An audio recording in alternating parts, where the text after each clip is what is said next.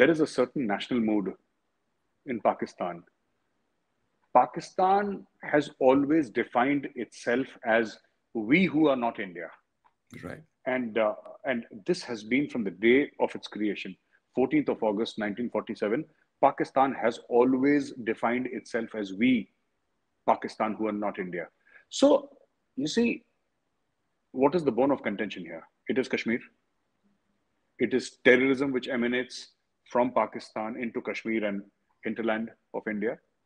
We can talk about the Akshardham temples, the parliament attacks, 2611, and there are hundreds upon hundreds upon hundreds of these attacks. I'm just naming a few. Right.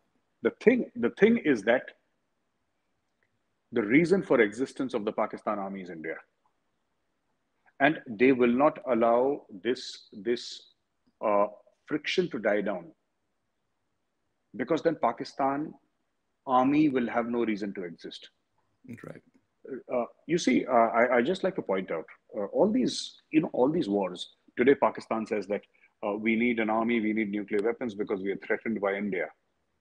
And the fact of the matter is, all these wars were started by Pakistan. And I'm not saying this is in India. I'm going to quote specific Pakistani generals who have written about it and proudly claimed that we waged jihad on India. Now, there is one Major General Akbar Khan. Akbar Khan writes a book called Raiders in Kashmir. And he proudly says that, yes, well, I led and directed the raiders in Kashmir in 1947-48. And hey, I'm the guy who did this. And he writes it in a book. Okay. 1965, we fought a war with Pakistan. Pakistan invaded. There was Operation Gibraltar. General Ayub Khan was the army chief plus the president of Pakistan. And you should read his book, Friends Not Masters. Read the Pakistani Army archives and chronicles, how they invaded, because they assumed falsely that when they invaded India, Kashmiri Muslims would rise in revolt and support the Pakistanis. That never happened. No Kashmiri Muslim has ever, supported the Pakistan Army whenever it tried to attack India. It hasn't happened in 75 years. Not one person did it, to the surprise of the Pakistani establishment, because there are things that they assume that this is going to happen. And they base their war plans on these false assumptions. Now, look at 1971. Pakistan launches Operation Genghis Khan. And when it launches Genghis Khan, it attacks 11 Indian airfields, and India responds. And within 13 days, Bangladesh is created. Look at 1999. I draw your attention to General Pervez Musharraf's book called In the Line of Fire, in which he proudly claims that I send my boys across the line of control in Indian territory. I mean, here are Pakistani generals who in their autobiography are saying that, yes, hey, we are the best because we attacked India. Right. And yet Pakistanis play the victim cards. I don't think they've developed the habit of reading. They don't read very much, I think. They should read their own generals, what their own generals have written in their books. And so this is a constant narrative.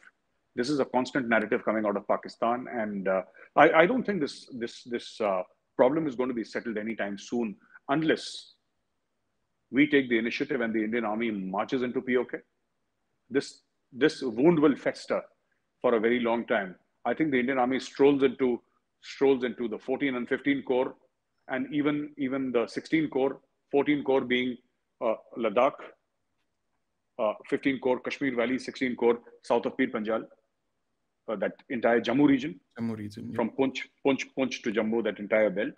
Unless we march in and we take it, or there is some diplomatic, blitzkrieg, this wound will continue to fester, because the rhetoric has been raised to such a level in Pakistan today that they don't worry about Pakistan so much as they worry about Kashmir. Right. Had they worried about Pakistan, it wouldn't have been in such a mess.